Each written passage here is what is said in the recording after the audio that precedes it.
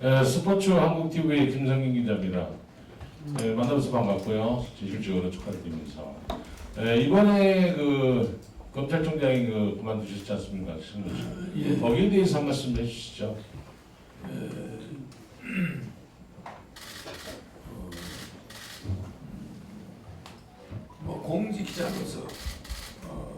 공직자로서 자기 임무에 충실한 사람들을 이렇게 정치권으로 불러내는 어떤 인물로 만들어내는 그런 정치는 좋은 정치가 아니라고 생각합니다. 하여튼 공직자를 우리가 어떻게 해서든 정치권으로 나오게 만들어준 사람들이 있죠. 나는 거기에 대해서 이야기하고 싶지는 않습니다. 어쨌든 이건 사회의 하나의 현상입니다. 공직기강이 부패했다는 거. 공직자들이 정치인이 돼가지고 공직을 바로잡겠다는 거. 이거 좀 약간 이상한 현상이 일어나고 있는 거예요. 말하자면 어디에 어떤 혁명에는 유혈혁명도 있고 무혈혁명도 있습니다만은 1841년에 그때가 신유년이죠. 신유년 미국의 남북전쟁이 있었습니다. 1961년입니까? 신사년이죠. 태평양 전쟁이 있었어요. 그러니까 실제 일본이 미국을 쳐들어간 거죠. 그 다음에 1961년에 박정희 대통령의 5.16이 있었습니다. 그러니까 이 신자가 들어가는 해는 공직자든 정치인든 국가든 정신이 없이 문제가 생긴다는 거예요. 그런데 2021년 지금 신축년은 박정희 대통령이 60년 전에 신축년에 무혈 쿠데타를 했지만은 무혈 5.16을 했지만은 그것은 월강 참도, 그러니까 달빛 아래 쇠를 구워가지고 칼을 만들어가지고 사람의 목을 베는 그렇게 하면 목에서 피가 나지 않는다 해가지고 정말로 한 번에 목을 치는데 목에서 피 한 방울이 절대 안 나와야 그 칼이 훌륭한 칼이다. 그래서 무혈 칼이라고 있어요. 무혈 칼. 그걸 월강 참도라고 그래요.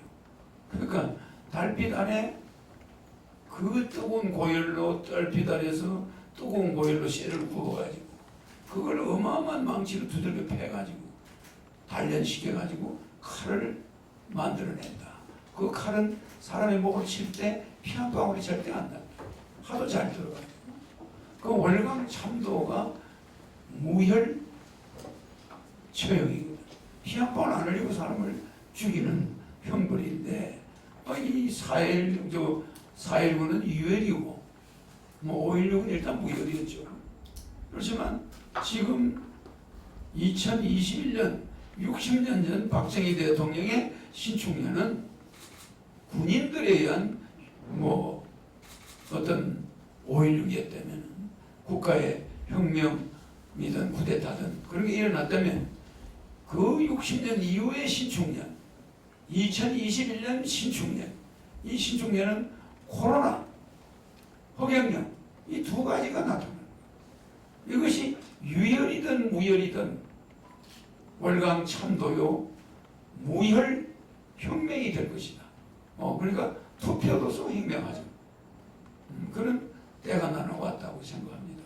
국민들은 이 신유년이나 신사년이나 신축년을 예사로 봐서는 안 됩니다. 우리 아시아의 일본이 미국을 서양을 치고들어간 그런 태평양 전쟁이나 신유년이나 신사년에 일본이 미국을 쳐들어간 거나 그 전에 태평양전, 그 전에 미국의 남북전쟁이나 또 박정희 대통령의 5.16이나 다 이게 신유년, 신사년, 신축년에 일어났어요.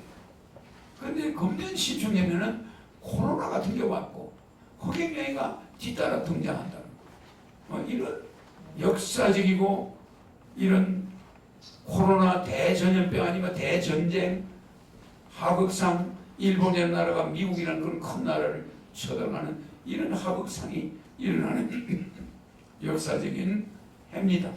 이런 해다 보니까 허경영이가 이때를 지나갈 리가 없죠. 그래서 이렇게 시장 선거에 나가는 겁니다. 예, 또 다른 질문 있는 기자분 있으면 손 좀 들어주시고. 예.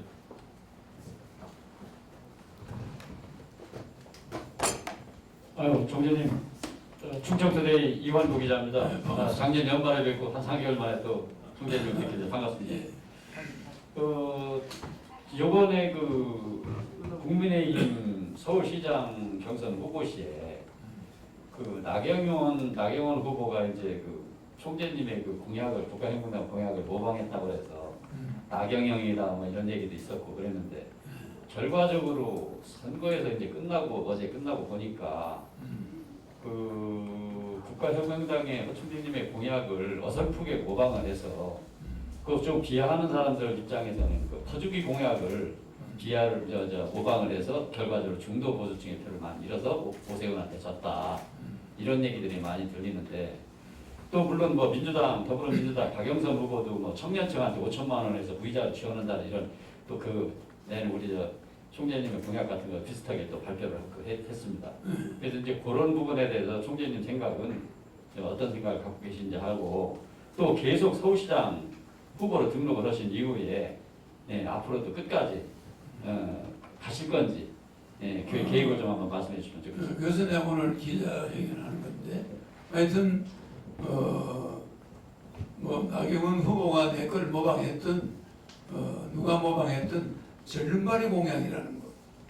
국민배당금을 150만 원을 주고 경제 생활이 안정된 다음에 연애를 하게 하고 결혼도 할 수 있게 하고 이렇게 하는 이 시리즈로 된 공약을 이 참 시스템 공약을 갖다가 일부만 쏙 빼가지고 비행기 다이아만 빼간다고 비행기가 되는 게 아니잖아요. 그러니까 이루할 수가 없어. 성공할 수가 없다니까.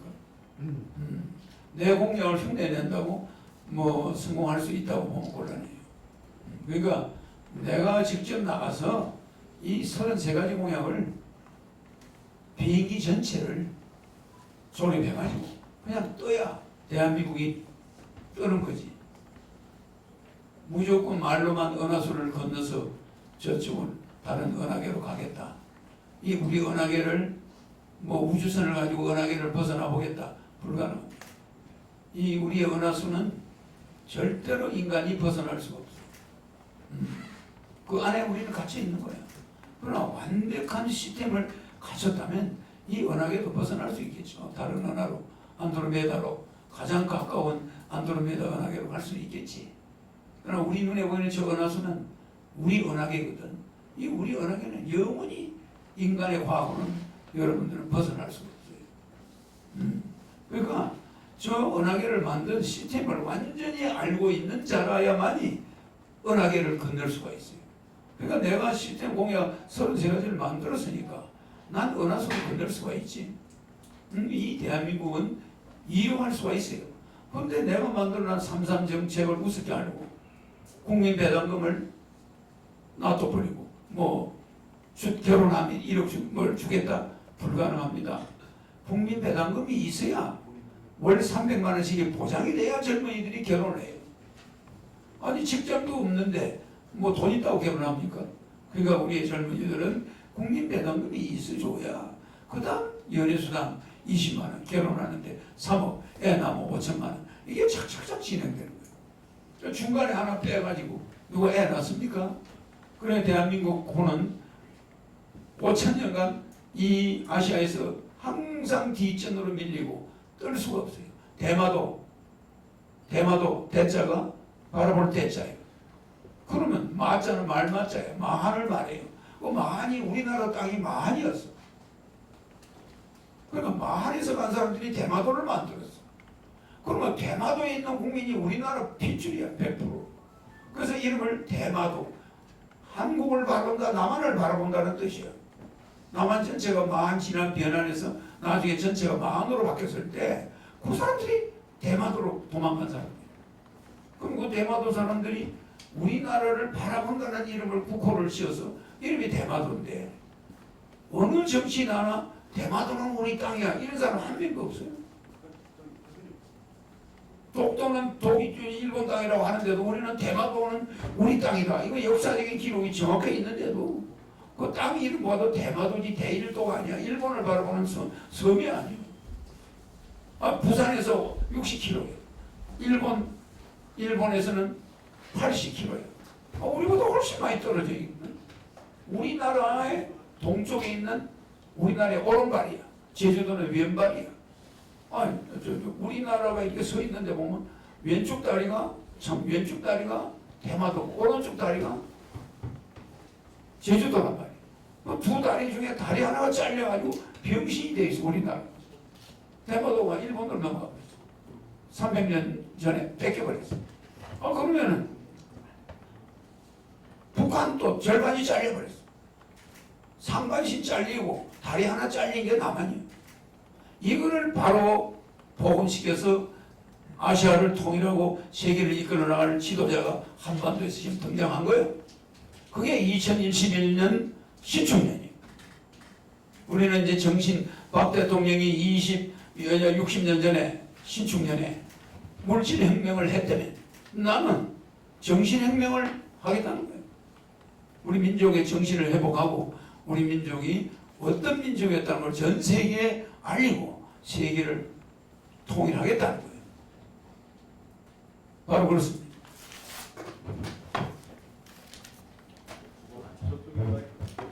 그리고 또 여러분들이 잘 아는 여기 허판이 있어요. 한라산. 한라산도 우리 민족에게 주어진 가져와요. 갖다놔. 그러니까 대마도라는 이 대마도 이게 마한이야. 마한을 바라볼 때 마한을 바라보고 있다. 이 대마도가 350년 전에 한국 땅이야. 우리나라 땅. 한민족. 또 하나 우리 민족에 준 사명은 백두산은 백이민족 우리 한민족이 세계의 우두머리다. 세계의 우두머리다. 한민족이 세계 우두머리니까 한라산은 이거는 미국과 중국과 러시아와 일본을 말해요. 한이라. 이게 중국 한자지만 한나라 한자지만 한나라는 미국과 중국과 러시아 강대국을 말하는 거예요. 강대국을 우리가 한라산 강대국을 우리가 납포해야 돼. 강대국을 우리가 끌고 가야 돼. 그러니까 미국, 중국, 러시아, 일본을 우리나라가 이런 큰 땅덩어리를 작은 한반도가 납포. 이게 납포할 때 나자입니다. 그러니까 중국에 끌려가거나 미국이나 일본이나 러시아에 절대 끌려가서는 안 되는 산이 한라산이에요. 그럼 우리는 백두산에서 한라산까지 우리 민족이 가야 될 정체성이 여기 들어있어. 세계 통일을 해라 이게. 한민족이 세계를 끌고 가야 된다. 이거 끌어갈 나자니까. 이게 끌려갈 나자가 아니고 끌어갈 나자야. 다른 배를 납포한다. 그래서 이게 끌어갈 나자야. 끌려갈 나자가 아니고. 그러니까 끌려가서는 절대로 안 된다. 끌어가야 된다. 미중 러이를 우리가 끌고 가야 된다. 끌고 갈 나자입니다. 그러면 한라산이 조상들이 이름을 장난으로 붙여놨습니까? 우리 민족이 앞으로 반드시 명심해야 될 것이 요 제일 위에 있는 백두산과 제일 밑에 있는 한라산은 우리 민족이 가야 될 길을 제시하고 있어요. 이거를 우리는 예사를 보고 대마도가 한국 땅이야 이런 사람을 내가 본 적이 없어. 뭐 독도가 일본 땅이라 하는데 우리는 대마도는 그럼 우리 땅이야 이런 사람이 나와야 될 거 아니야. 전부 친일파 교육을 받아가지고 그런지 이런 사람이 하나도 없다 이 말이야. 학자들이 여기에 대해서 연구하는 학자도 없어요. 나는 한문 뜻대로 설명해 주는 게 아니라 역사가 이걸 말해주고 있어. 실제 대마도 역사에 가면 전부 우리 조상들의 묘가 산더미 같이 있어. 여러분 뭐 하는 사람들이요? 대야 조상들이 준 땅도 기억 못하고 잊어버리고 그냥 있는 거요. 그러니까 나는 세계를 우리 한민족이 통일을 하라. 그게 한라산이에요. 백두산에서 시작해서 백인민족이 세계 우두머리 민족이 이제는 무슨 뱀꼬랑지가 되려고 그래. 그럼 한라산에 가서는 뭐라고 그래요? 세계를 끌고 가라. 우리나라에서 끌고 가려고 제가 왔어요. 이제 한번 끌고 가나 안 가나 하면 내가 보여주려고 서울시장 나가는 겁니다. 알겠습니까? 그러니까 이게 우리나라가 지도가 뭐 이렇게 생겼으면 아니 여기 잘라졌어. 이게 대마도가 앞다리야. 여기 제주도가 뒷다리예요. 이게 땅속으로 보면 이게 이렇게 붙어 있어요. 땅으로 보면 이렇게 붙어 있다고 바위가. 여기 해남에서 끝나지 않아요. 이 장백산맥, 태백산맥이 내려와서 하나는 부산으로, 하나는 뒷다리로 이렇게 가요. 그럼 이 뼈다귀 소백산맥이 이 속으로 들어가서 제주도가 만들어진 거야. 이쭉 산맥, 태백산맥이 이대로 내려가서 대마도가 만들어져 있어요. 그럼 이 앞다리, 뒷다리 이거 하나 뺏겼어. 절름발이 이거 뺏겼어. 요거 남았어. 요거 다리 하나하고 요거 남았어. 이런 절름발이 나라를 가지고 뭐 그렇게 말이 많노? 다 바꿔야 돼. 정신들 차려야 돼. 한 사람도 제정신을 차리고 있는 사람이 없어. 다리가 잘라졌는데 무슨 일을 하겠노? 그래서 이거를 수리하러 온 사람이 제가 해내겠다. 불만입니까? 예, 또 질문 받겠습니다. 예, 전국뉴스 김진국 기자입니다. 총재님께서는 현 우리나라의 코로나 전국인데 이 코로나를 어떻게 극복해야 할 것인지 답변을 한번 해주시기 바랍니다. 코로나는 이제 제가 서울시장이 되거나 내년에 대통령이 된다면은 코로나는 이제 뭐 국제적으로 예방주사가 나와가지고 백신 맞는율이 한 50%는 곧 넘어설 거예요. 지금은 3%인데 다음 달이면 10%가 될 것이고 점점 가다가 몇 달 가면은 내가 다음 대선에 붙을 때는 코로나가 한 60% 70% 예방주사를 다 맞을 거예요. 그리고 코로나가 이제 나머지는 내가 대선에 붙으면 어떤 영적 에너지를 가지고 세계적으로 코로나가 잠잠하게 할 수가 있습니다. 그거는 뭐 여러분들이 과학적으로 내가 보여줄 수가 있으니까 그런 일이 일어날 거예요. 그래서 어떤 국가는 어떤 지도자가 나오면 변란을 막을 수가 있습니다. 1961년에 10여 년에 정말 미국의 남북전쟁도 어마어마한 세계대전이었어요. 프랑스, 영국, 미국 그런 전쟁을 미국에서 했죠. 그래서 미국이 워싱턴이 이겨가지고 끝났지만은 어마어마한 사람이 죽어요. 그 다음에 1961년도에 우리 박정희 대통령 1941년에 또 일본이 미국을 쳐들어갔죠. 태평양 전쟁. 근데 내가 1950년에 나서니까 내가 태어나기 9년 전에 그 일본이라는 나라가 잠수함을 만들고 비행기를 수천 대를 만들어가지고 미국을 쳐들어갈 때 우리는 호미를 못 만들었어. 우리는 호미 자르고 호미 정도만 만들었어. 자전거도 못 만들었어요. 자전거가 우리나라 기술로만 만들던 시절이야. 그때 잠수함과 최첨단 항공기를 만들어서 아시아를 전부 접해하고 러일 전쟁, 중일 전쟁에 일본이 다 이기고 그 다음에 미국을 쳐들어갔어. 그 신사년에 미국을 쳐들어갔단 말이야. 그러니까 미국이라는 나라는 일본을 상대로 해서 까딱에서는 큰일 날 뻔했지. 그러니까 미국이 아시아와 미국을 제패할 뻔했습니다. 근데 그때 우리는 뭐 하고 있었냐? 잠꼬대 하고 있었어요. 양반 타령하고 노론소론 남인 북인. 지금 우리나라 정당이 저래요. 여당이 정권 잡으나 야당이 정권 잡으나 그게 뭐야? 그 나물에 그 밥이야. 뭔가 새로운 사람이 이 코로나가 왔듯이. 코로나는 우리에게 병을 준 것이 아닙니다. 코로나가 우리한테 준 거는 메시지야. 메시지. 무슨 메시지냐? 환경 바꿀 만한 인물이 하나 나타날 테니까 그 사람을 유심히 봐라. 돌아다니지 말고 지구석에 들어앉아서 핸드폰으로 유튜브 들어가서 허경영이 좀 그 사람 잘 봐라. 이게 메시지. 어떤 사람을 하나 내려보내니 너네들이 그 사람 좀 지켜보고 그만 돌아다니라. 공장 매연도 좀 그만하고 좀 쉬어라. 쉬면서 허경영이가 누군지 좀 읽어봐라. 이게 코로나예요. 세계인들에게 경종을 일러준 거예요. 메시지를 보내는 거예요. 환경도 좀 살려가면서 살아라. 너네들만 사냐? 내 후손들이 있지 않냐? 이게 코로나가 우리에게 주는 메시지거든. 그럼 이 메시지에는 뭐가 끼어있느냐? 허경영이가 끼어있다. 허경영 사상이 나올 테니 너네들이 그만 움직이고 집에 들어앉아서 유튜브 봐라. 그 소리예요. 그러니까 이 신축년에 이 신자만 들어가면 별난이 일어나.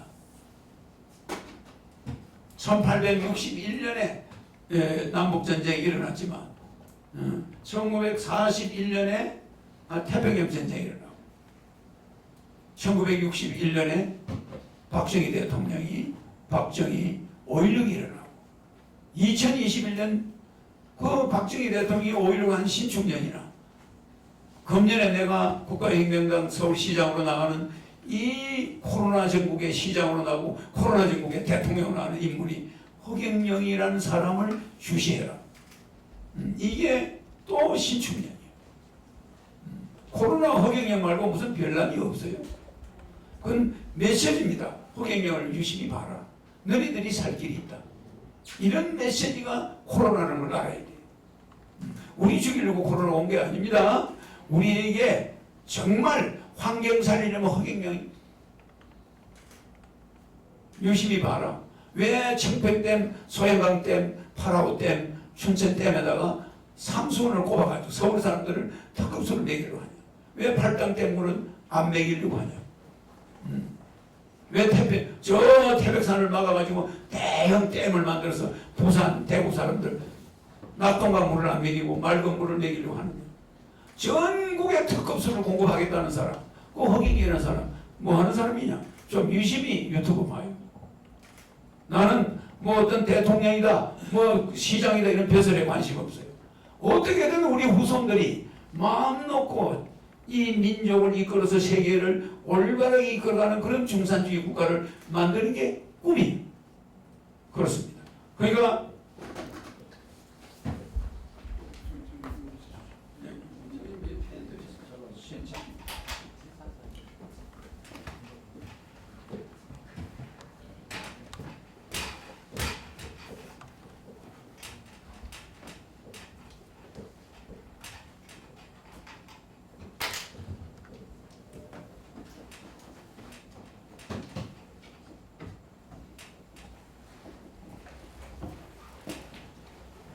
허코노미즘.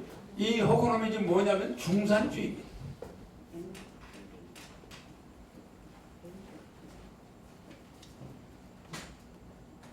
중산주의. 모든 국민이 미니멈이 중산주의야. 중산층이야. 맥시멈은 지 마음대로 재벌이 될 수도 있어. 이게 중산주의입니다. 맥시멈은 얼마든지 올라갈 수 있는데 미니멈은 최하가 중산층이야. 서민층은 없어. 이게 중산주의. 중산주의. 이게 허코노미즘. 이걸 다른 말로 하면 미들 클래스. 미들 클래스죠. 나는 허코노미즘으로 말하고 싶은데 내가 허코노미즘으로 얘기하는 이유는 나는 언어를 많이 만들어요. 내가 이거 만든 거 여러분 기억나죠? 호토피아 만든 거 기억하죠? 사람들이 유토피아, 호토피아 하면 알아요 벌써. 그 허경영. 허경영이가 만드는 세상이 유토피아가 호토피아야. 허경영이가 만드는 세상이 호코노미즘이야. 이코노미즘이라는 것은 이 이코노미는 에너지를 골고루 나누는다는 뜻이야. 그게 경제란 말이야. 에너지를 골고루 나누는다. 코라는 코는 합성어야. 에너지와 코와 노미는 영어로 나누다. 코는 영어로 공존.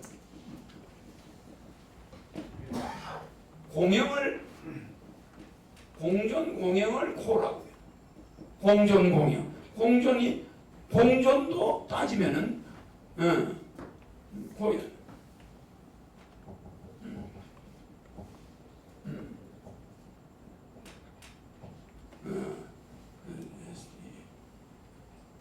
그러면 이 코이즈식턴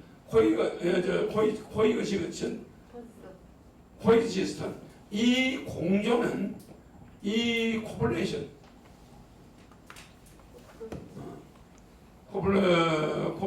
이 코플로는 공영이야 공영. 이 공존과 공영 코플로와 이 코이지그와 코플로가 공존과 공영인데 여기 CO가 공존과 공영을 말해. 페르티요, 응? PLA, 응? P,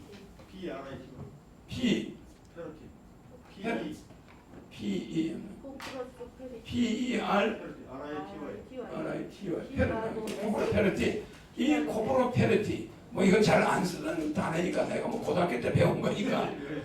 이 코프로 페르티나 이 코이지그 턴스, TNC.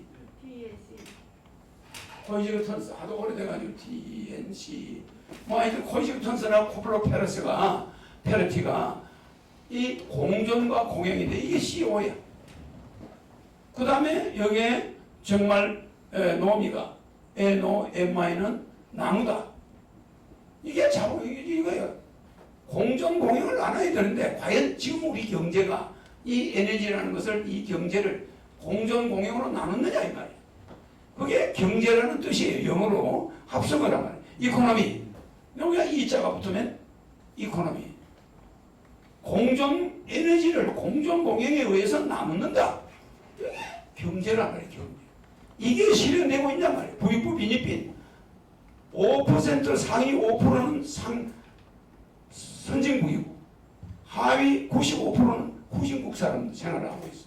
맨날 돈 때문에 시달리고 막 길이 베끼고 막 빌리고 막 사채 빌리고 막 은행 돈 빌리고 이러다가 그냥 인생 망쳐. 이런 인생을 내가 해방시켜 주겠다는 거야. 진정한 이코노미를 우리가 아직 모르고 있는 거야. 뭐 우리가 뭐 경제하니까 뭐 그냥 한문으로 경제 이런 경제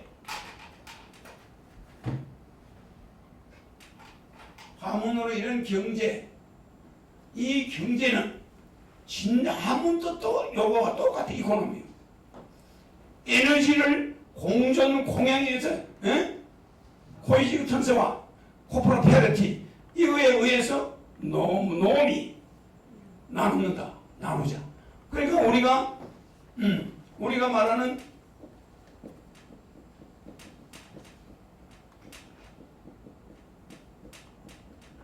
가감성제에서 플러스 마이너스 곱하기 나누기 요거 나누기가 바로 이코노미야. 이 나누기 상류층에도 하나 하류층에도 하나 중산층이야 이게. 그래서 나누기를 잘한다. 이게 노미야. 노미가 영어로 나누기니까 나누기를 잘해야 되는데 곱하기 좋아하는 사람들만 모여있는 거야. 이거는 곱하기는 우리는 투기라고 그래. 투기는 아주 안 좋은 거야. 투기. 그러니까 이 투기꾼들이 이 자본주의의 덕실들이다. 그러면 플러스 이거 정상적인 기업이냐? 이거는 정상적인 기업이냐? 그래서 우리는 플러스를 해나가야 되는데 곱하기에 몰입해가지고 투기꾼들만 덕실거리고 진짜 남은 거는 잘 못하고 있다. 그래서 중산주의를 해야겠다. 허코노미가 필요하다. 또 내가 만든 게 또 뭐가 있죠? 허코노미? 신정들. 내가 만들어낸 용어가 여러분이 잘 아는 용어 있잖아. 모르겠습니까?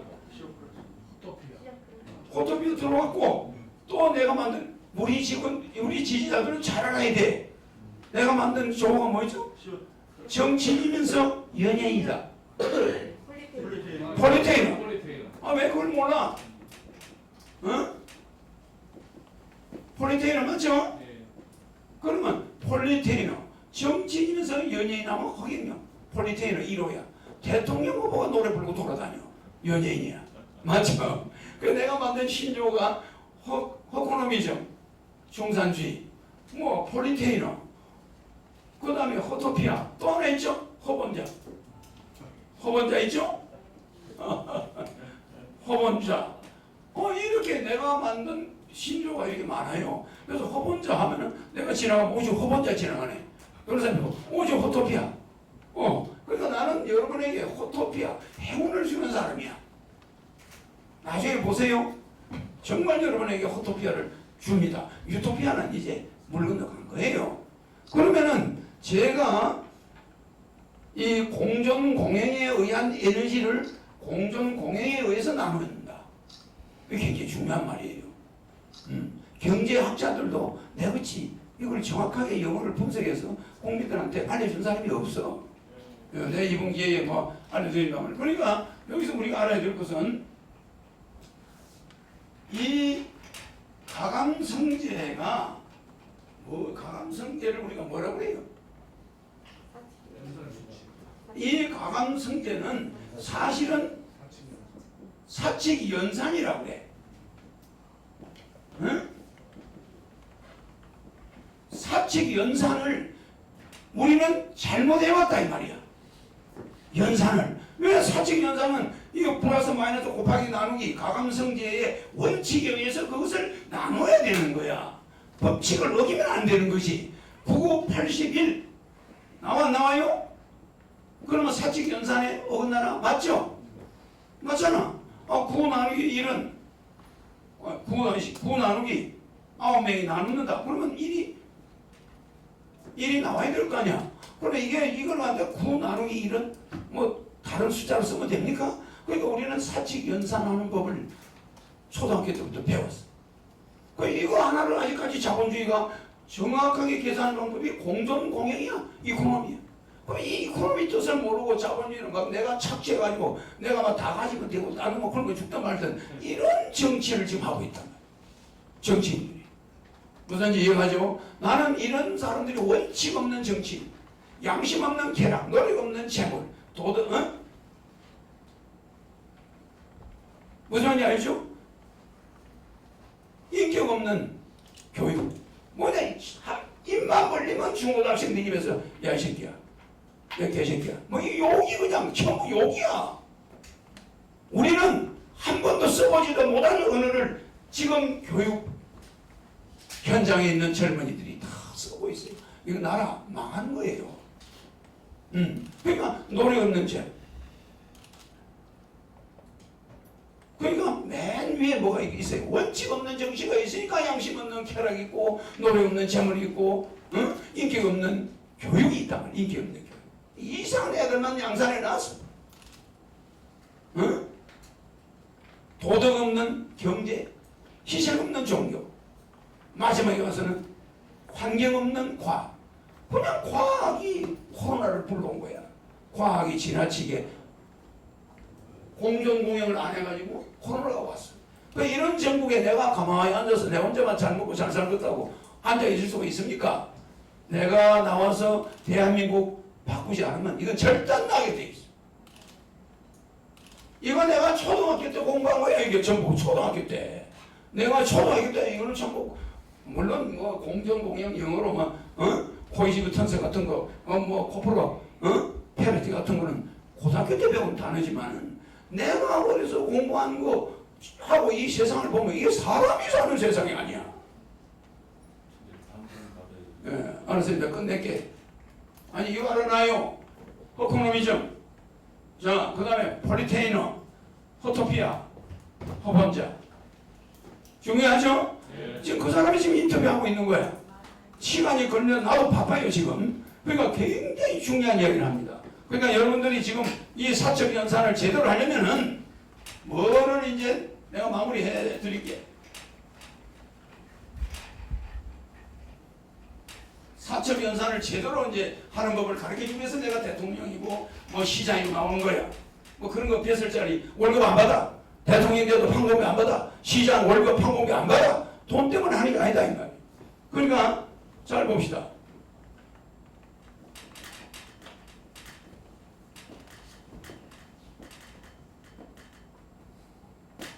여기 민주주의가 있어요. 여기 자본주의가 있어요. 자본주의가 아니고 여기 자본주의가 있어요.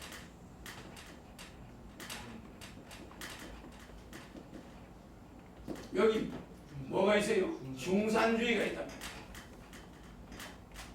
앞으로 이 흑판도 절대 흔들리지 않는 걸 해.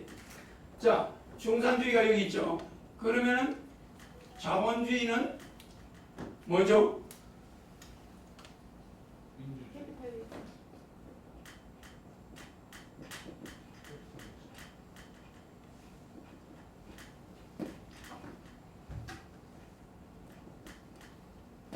민주주의는 중산주의는 호코노미라고 그랬죠.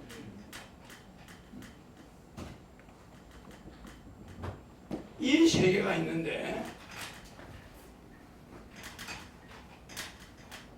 이 정치 형태를 본다면은 이거는 사회주의.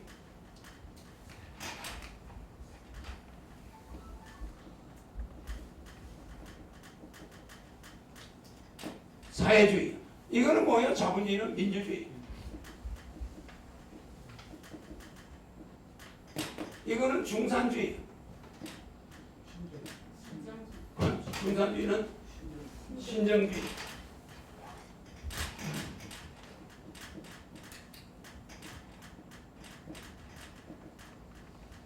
신정주의다. 사회, 소사이티.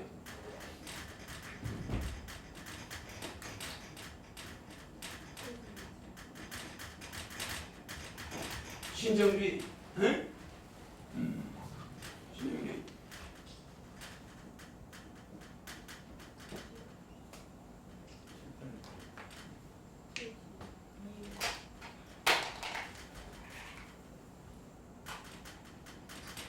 시아크라시. 그러면은 이 신정주의 시아크라시가 완성된 정치 형태예요. 민주주의, 데모크라시. 이거는 여러분이 잘 알지만은 데모는 군중이야. 데모는 군중이라는 뜻이에요. D-E-E-M-O 군중. 그러면 군중들이 많이 모이면 그게 진리인가? 그래서 이게 문제가 많아요. 그래서 투표에서 다수결 51%, 1%가 많으면 49% 받은 사람은 무참하게 지배되는 거예요. 감옥에 쳐넣어버리고 그 사람들은 전부 끝나. 이런 정치, 이거 문제가 많아. 안 많아요? 군중이 하는 정치, 그 문제 있다. 군중이 하는 정치. 그래서 이 소셜리티, 이 소셜리티는 사회주의야, 사회주의. 이거는 아까 말한 대로 미니멈은 150만 원 중산층이고, 이 중산주의는 맥시멈은 200만 원도 될 수 있고 재벌도 될 수 있고. 그래요? 이 무슨 말이냐면은 이 중산주의는 미니멈은 보장해줘.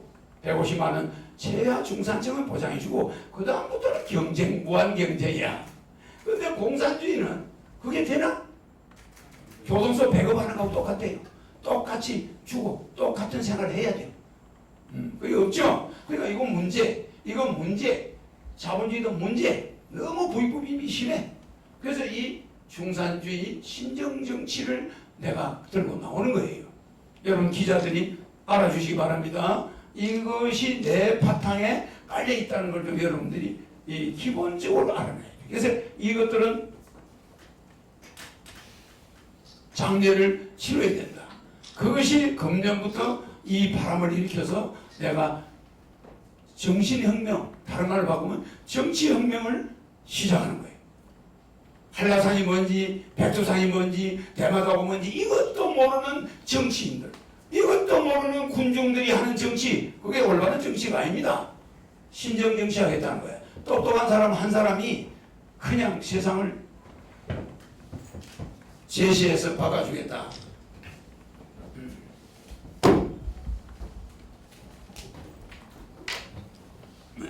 정일방사공의 박우영 기자입니다. 예. 그동안 너무 우리 유공자들을 위해서 많이 어려져 주셔서 감사합니다. 제가 말씀드리는 건 한 가지가 있겠습니다. 네. 서울시장이 되시면 대통령이 되시면 문제가 안 되는데 서울시장이 되시면은 지금 절감 70% 하신다고 그랬는데요. 절감 우리 그 허경 총재님은 베푸는 이미지로 가지고 계십니다. 네. 절감을 하신다고 하니까 아, 뭐 국가유공자나 공무원들이나 이런 사람들이 근데 이제 절감을 다 해버리면은 베푸는 이미지가 없어지지 않느냐 해서 문제. 근데 이제 그 이익이 돌아가는 게 국가유공자나 공무원한테 돌아가요. 절감한 내용이 예산을 절감하는 거는 좋은 거예요. 그럼 그게 나머지가 여러분을 위해서 쓰여지잖아. 그래서 나는 이렇게 합니다. 서울시 예산을 70% 절감하니까 정부에다 돌려주는 게 아니에요.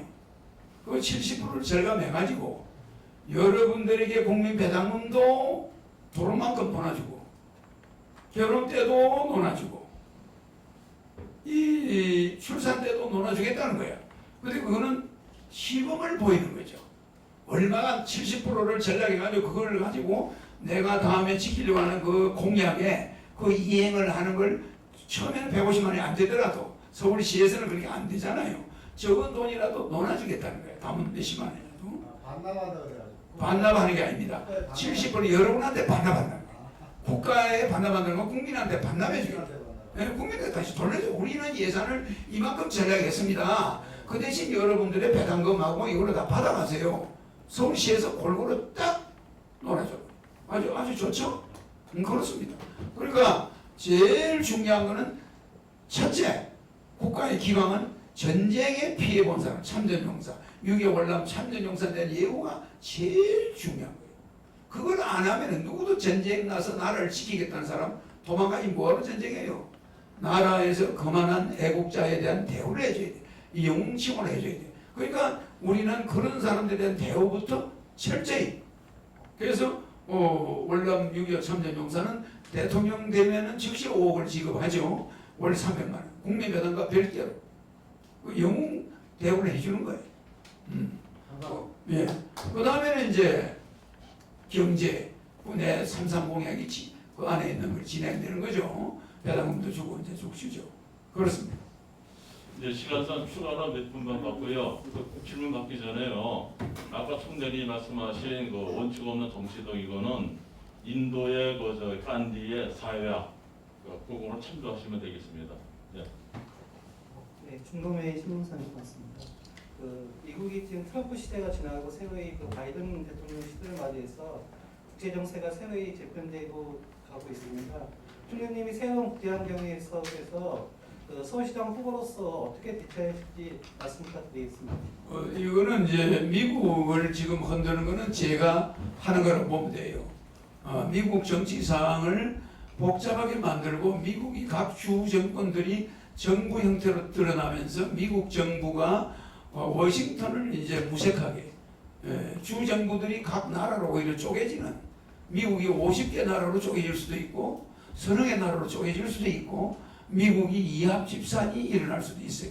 그 강대국을 흔들어서 내가 세계를 통일하는 데 도움이 될 징조가 나타나고 있는 거예요.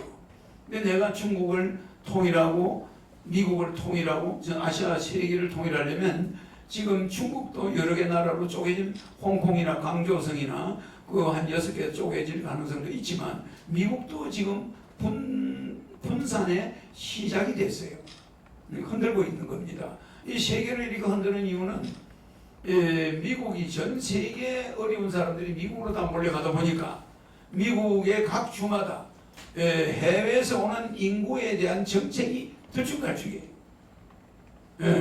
받아줘야 된다, 받지 말아야 된다, 막 이런 식으로 미국이 지금 남미에서 막 올라오는 그 인원을 감당을 할 수가 없어. 1년에 30만 명씩이 막 쳐들어 몰려 올라오니까 미국이 저러다가는 세계 인구의 무슨 백화점이 되지 않냐. 그래서 미국의 백인들이 지금 불안해하고 미국이 저렇게 흔들게 하는 거는 내가 한반도에서 나타나서 한반도가 세계를 재편하기 위해서는 강대국들이 분란이 일어나고 있어. 흔들리기 시작해요.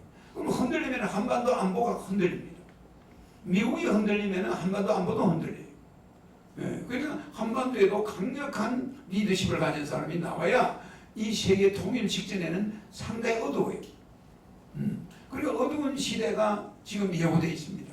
그리고 그 어두운 시대에 제가 나타나야 이거를 바로잡을 수 있어요. 그래서 제가 나오는 것이고, 미국이 흔들리고 바이든과 트럼프가 아직 싸움이 끝나지 않았어요. 저런 싸움, 선거 부정에 대한 싸움이겠죠. 저런 게 계속되고 중국은 앞으로 정권 교체가 굉장한 분기점이 됩니다.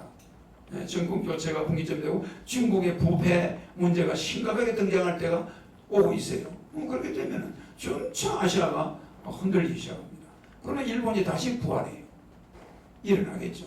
그럴 때 내가 대마도를 들고 나오면서 특수한 정책을 펴면서 아시아 통일을 해나가는데 어떤 전략이 지금 시작되고 있습니다. 예, 한 두 분 정도만 더 받고 그 기자 질문 마무리하겠습니다. 서울시장 공약에 대해서는 누가 질문을 하나 해서 마무리해야 돼요. 예, 나올 거예요. 예. 작년에 교수들이 우리나라를 한마디로 표현해서 아시탑이라고 표현했습니다. 사실 이제 우리말로 하면 이제 내로남불인데요. 그만큼 우리 사회에 공정이 무너졌다고 그 표현한 거거든요. 그럼 후보님께서 생각하시는 공정과 그 공정을 위해서 어떤 정책을 펼치실지 한 말씀 해주십시오. 우리가 지금 시장 공약이 첫 번째가 우리 각 가정에 부닥쳐 있는 게 결혼 문제예요. 부모가 해결할 수가 없어요. 돈으로도 해결할 수가 없어요. 돈도 없는 데다가 부모들의 능력도 없는 데다가 노후 자금을 자녀들이 장가도 안 가고 까먹고 앉아 있어. 부모한테 빌붙어가지고. 40, 50에 장가 간 사람, 시집 안 간 사람이 너무 많아요. 이거는 국가가 나서야겠다. 그래서 내가 시장이 됐을 때 임시로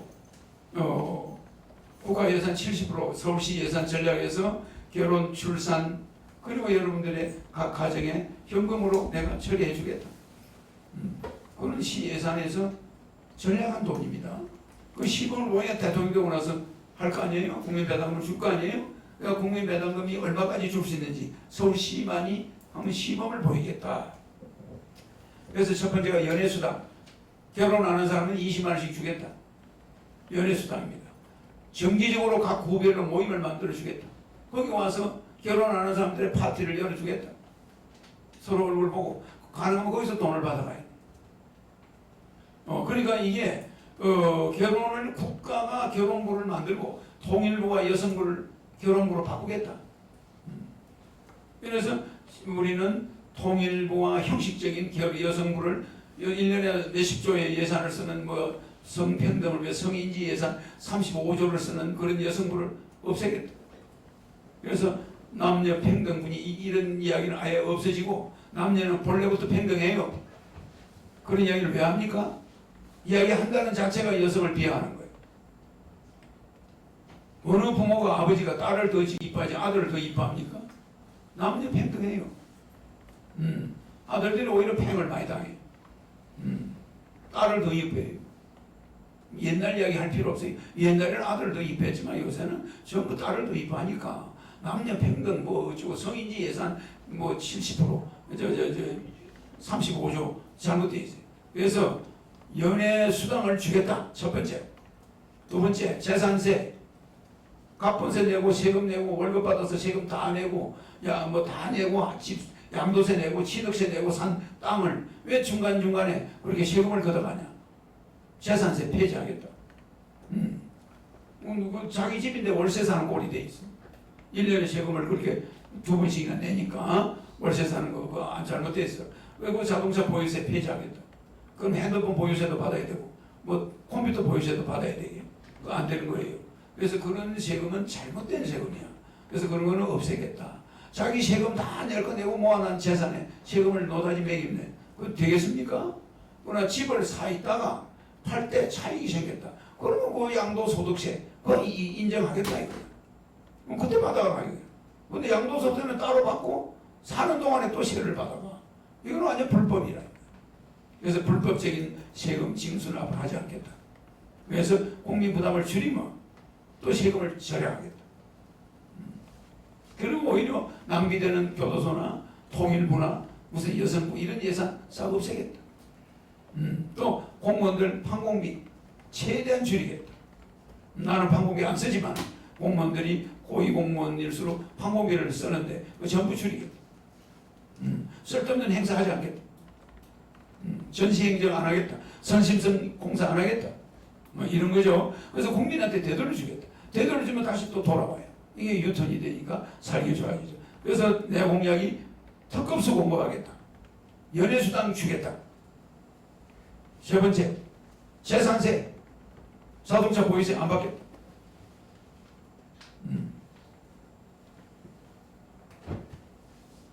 아주 중요한 거 내가 세 가지 이야기했죠. 그 다음에 내 판공비 월급 안 받겠다. 예산 70% 처리하겠다. 이렇게 네 가지가 확고한 서울시장 공약입니다. 그 외에 내가 공약을 한다면 사기꾼이 돼. 사기꾼이 됩니다. 왜? 기성정치인과 다를 바가 없지. 여러 가지 공약만 남발해가지고 표만 얻어놓고 나중에는 나 몰라라고. 알겠죠? 추가로 마지막 한 분만 더 질문했는데 바뀌잖아요. 그 총재님이 서울시장이 되시면은 판공비를 받는 정도가 아니고 영과 사제 대국을 털어가지고 그거로 판공비를 쓰시겠다고 이미 공약한 바 있습니다. 이제 질문해 주시죠. 영상일보 서울지사장 황철수입니다. 예. 총재님 그 공약이 실제상 쇼킹하고 정말 필요한 공약이라 생각이 됩니다. 그 부분에 대해서 저도 상당히 좋아합니다. 그럼 마지막으로 곤란한 질문 하나만 드리겠습니다. 안철수 대표나 또는 오세훈 씨가 야권 단일화를 위하여 협의가 올 경우 협의에 응하시는지 그것만 답해 주시기 바랍니다. 안철수라든지 뭐 오세훈 씨는 여러분들이 잘 알지만은 서울시장에 뭐 도전했고 또 서울시장을 했던 사람이에요. 그런데 서울시가 그 당시도 방만한 선심성 예산 뭐 그런 시절이었잖아. 전시행정이고. 그래서 서울은 이제 외부적으로 수도를 외부적으로 돈 들여가지고 바꾸는 건 끝났어요. 안 하겠다는 거예요. 서울 시민들이 생활이 행복해져야지. 돈에 쪼달리면서 서울시가 좋아지면 뭐합니까? 모든 선심성 서울시 공사는 중단하고 중지하고 서울 시민들이 좀 물질적으로 쪼달리지 않게 그 들어온 예산 50조를 서울 시민들 위해서 쓰겠다는 거예요. 실제 각 가정으로 돌려주겠다는 거예요. 그래서 그런 사람들이 시장이 되면은 돼서도 내하고 똑같은 공약을 한다면 뭐 그 사람들이 되면 좋죠. 그러니까 나는 야권 단일하다 이런 말도 불법이라고 생각해요. 나 같은 사람은 그게 여론조사에 넣어주지도 않고 무슨 야권 단일화예요. 진짜 일꾼은 바깥에 있어요. 안에 있는 게 아닙니다. 진짜 일꾼은 밖에 있어요. 여러분 집 지려고 해보세요. 밖에 가서 인물을 데리고 와야 돼. 집 안에 있지 않아요. 맨날 여야만 뽑다가 그냥 나라 망하는 거예요. 문제 좀 새로운 밥을 먹어보자. 그래서 우리가 히딩크를 데려와가지고 사관왕이 한번 된 적이 있잖아. 예, 히딩크가 허딩크입니다. 허시 한번 데려오자. 맨날 안에서 선수들 뽑았으니까 이게 뭐 맨날 이거는 사촌이고 이거는 삼촌이고 이거는 뭐 대학교 후배고 저거는 집안이고 이래가지고서야 이게 경기에 이길 수가 없는 거야. 혜련, 지연 막 박죽이 돼가지고 이거 감독이 마음대로 선수를 꾸지름을 할 수 없어. 저건 내 할아버지의 손자야 저거. 저거는 뭐 내 은사님의 아들이야. 이게 말이 안 되는 거예요. 그래서 외국 감독이 딱 와가지고 없는 대중 원칙대로 선수를 뽑아가지고 그냥 하니까 4강에 들어갔죠? 이거 여야의 인맥은 거미줄 치는 걸 기지. 그 사람들 뽑아하면 서울시가 복마전이 돼. 대통령 되면 나라가 복마전이 돼. 농공 행사하다가 5년 다 가버려, 4년 다 가버려. 뭐 니는 이 자리를 줬느니 저 자리를 뺏어갔느니 뭐 저끼리 자리 싸움하다가 4년 가버려, 5년 가버려. 그럼 허경영은 그런 사람이 있을까? 없습니다. 없어요. 그냥 새로운 사람 탁탁탁탁. 여러분이 한번 본 적도 없는 사람들, 깨끗한 사람들 딱 뽑아서 그냥 나라가 일사천리로 진행돼요. 좋죠? 네. 그렇습니다. 시간이 없으니까. 예, 마지막 질문 받겠습니다. 예. 아니, 저 중부일보의 김재동입니다. 예. 4대 공약을 말씀하셨는데요. 예. 이거 서울시장 좀 마이크 하나. 서울시장 이게 소리요. 다시 서울시장 출마하시면서 서울 시민들뿐만 아니라 아마 수도권 어쩌면 전국 다적인데 부동산 문제가 지금 최현안으로 대두될 것 같습니다. 소상공인. 부동산 아, 그 부동산 대책이라고 할까요? 그거는 차기 대선에도 연계가 될 텐데 그 부동산 관련돼서 어떤 대책이 있으신지.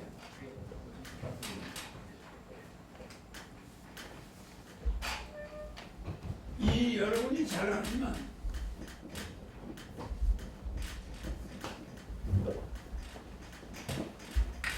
부동산 대책이라는 이런 단어를 쓴다는 자체가 이게 불법이에요. 부동산 대책은 시장 자율에 맡겨버려요. 무슨지 알죠? 부동산 대책에는 반드시 정책 기반자나 그것을 땅을 관리하는 공직자들의 부정이 뒤따라오고. 이번에 봤죠? LH 공사 봤죠? 부동산을 정부가 대책을 세울 때는 그 대책에 끼어든 자들의 문제가 있죠. 그 정보가 어디로 흘러나가겠죠. 네. 어디를 개발한다. 그럼 벌써 땅 작업이 일어나는 거예요. 맞아요. 맞습니다. 모든 건 민간 자율에 맡겨. 그래서 나는 부동산 가격도 자유라. 아파트 분양가도 자유라. 모든 게 자율에 맡기는 거지. 이걸 타율에 의지하지 않죠. 자율에. 그러니까 부동산 대책은 영원히 없다. 알아서 해라. 그렇죠. 국민들이 알아서 해라. 무슨 자기 집은 50억을 달라 1억짜리를 지 마음이야. 그 지역이 좋고 위치가 좋으면 사고 싶은 사람 살아. 이런 식이 돼야지. 부동산 가격을 분양가 상한선, 하한선 뭐 이를 사면은 이게 맨날 정부는 대책이 수천 번 대책만 세우다가 부조리만 양산해요. 아시겠죠? 그래서 우리가 제일 잘못하는 건 부동산 대책입니다. 부동산은 시장 자율에 맡겨라. 관건 계획을 없애라. 예? 관선 개입이 전혀 없어. 저 분당, 일산 저렇게 개발하는 게 좋은 게 아닙니다. 자연스러운 주택업자들이 중간중간에 짓고 좀 그러더라도 좀 동네가 좀 자연스러워야지. 그 동네만 들어가면 숨이 탁탁 맞죠. 그렇게 집중 개발한 데는 무슨 의도가 있다. 그 땅 매입과 과정에서 뭐가 있다. 거기에 여러 뭐가 끼어 있어요. 부정부패 아시겠습니까? 대통령이 돼서 만약에 내가 그런 부동산에 끼어들잖아요. 그럼 대통령이 부하들이 연루될 수가 있어요. 예, 이것으로 그 국가혁명당 허경영 대통령 후보이자 서울시장 예비 후보의 기자회견을 모두 마치도록 하겠습니다. 기자 여러분 고맙습니다. 감사합니다.